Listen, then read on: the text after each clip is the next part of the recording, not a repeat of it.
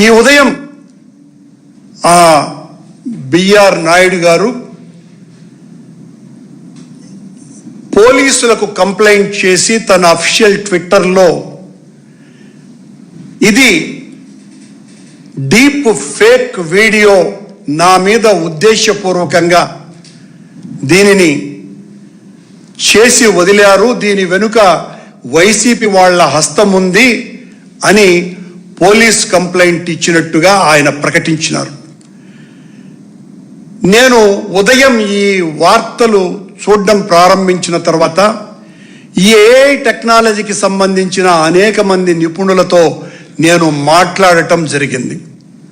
వాళ్ళు ఇది అసలు సిస్సలు నిజమైన వీడియో, నిజమైన ఫోటోలు, ఇందులో ఎక్కడా కూడా ఏఐ టెక్నాలజీని వాడనే లేదు అని వాళ్ళు చెప్పిన తర్వాత, అది నిర్ధారించుకున్న తర్వాత బిఆర్ నాయుడు గారు మీలో కించిత్తన్నా దైవభక్తి ఉంటే, కించిత్తన్నా నైతిక విలువలు ఉంటే ఈ సంఘటన జరిగిన తర్వాత మౌనంగా మీ పదవికి రాజీనామా చేసి ఉండాల. మీలో ఏ కోశాన అపరాధ భావన లేకపోగా మీరు చేసినటువంటి అనైతిక చర్య బయటికి వచ్చినందుకు వైఎస్ఆర్ కాంగ్రెస్ పార్టీ మీద ఆ ఆరోపణ రుద్ది ఇది తప్పుది అని మీ వందిమాగతుల ప్రసార మాధ్యమాలతో ప్రచారం చేసుకోవాలన్నటువంటి దుగ్ధ మీలో కనపడుతున్నది. సరిగ్గా 18 సంవత్సరాల క్రితం ఈ రాష్ట్ర గవర్నర్ ఎన్డి తివారీ గారు తన ఎద మీద ఒక మహిళ ఉన్నటువంటి ఒక ఫోటో బయటికి వస్తే, ఆనాడు ఏ టెక్నాలజీలు దీని మీద విచారణలు కూడా లేనటువంటి రోజులలో వెంటనే ఆయన తన పదవికి రాజీనామా చేసి ఉత్తరాఖండ్కు పారిపోయినాడు. ఎస్వీబీసీ భక్తి ఛానల్కు మా హయాంలో అధ్యక్షుడిగా ఉన్న పృథ్వీ అనేటువంటి వ్యక్తి, ఆయన ఒక మహిళను వాటేసుకుంటాను అన్నటువంటి మాటలు ఆడియో బయటికి వస్తే వెనువెంటనే మా నాయకుడు జగన్మోహన్ రెడ్డి గారు తీవ్రంగా హెచ్చరించి ఆయనను ఆ పదవిలో నుంచి తీసివేసినారు.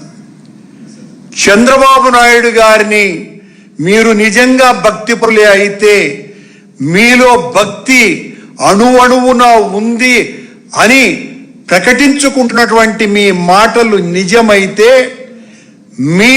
మీరు నియమించిన ఈ బిఆర్ నాయుడు అనేటువంటి కామనాయుడుగా సోషల్ మీడియా ప్రచారం చేస్తున్నటువంటి ఈ నాయుడు గారిని వెంటనే బర్తరఫ్ చెయ్యాల. మీరు ఆ బిఆర్ నాయుడైనా కూడా రాజీనామా చేసి వెళ్ళాలి.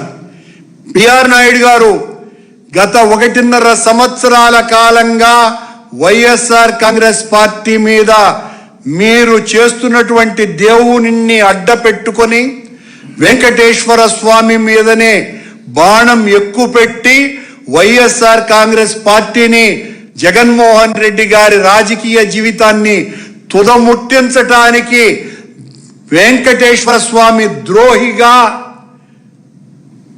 హైందవ ద్రోహిగా జగన్మోహన్ రెడ్డి గారిని చిత్రీకరించేటువంటి మీ దుష్ట పన్నాగానికి భగవంతుడు వేసినటువంటి శిక్షే ఈ రోజున ఆ వీడియో, ఆ ఫోటోలు బయటికి రావటం అని ఈ సందర్భంగా గుర్తు చేస్తున్నా.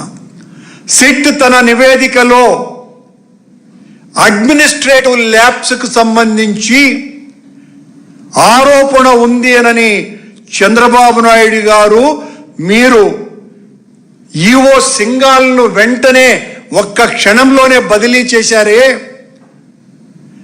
ఒక మహిళతో ఇంత అసభ్యంగా, అనైతికంగా, ఇంత పెద్ద ధార్మిక సంస్థలో అధ్యక్షుడిగా ఉన్నటువంటి వ్యక్తి మీద నిన్నటి నుంచి ఇంత పెద్ద ఎత్తున ప్రపంచమంతా గగ్గోలు పుట్టే విధంగా ప్రచారం జరుగుతూ ఉంటే మీరెందుకు ఇంకా మౌనంగా ఉన్నారు? మౌనంగా ఉన్నారు అంటే ఈ పాపంలో మీరు భాగస్వాములు అనేటువంటి అనుమానం సభ్య సమాజానికి వస్తుంది. ఈ సందర్భంగా గౌరవనీయ ముఖ్యమంత్రి గారికి ఒక విషయాన్ని గుర్తు చేస్తున్నాం. అచ్యుత దేవరాయలు, శ్రీకృష్ణ దేవరాయలు తరువాత రాజ్యమేలిన అచ్యుత దేవరాయలు గారు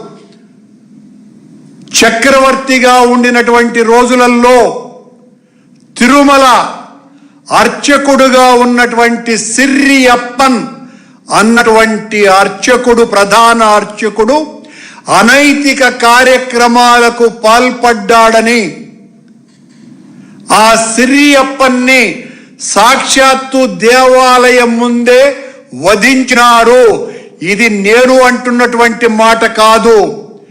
చంద్రబాబు గారు, మీరు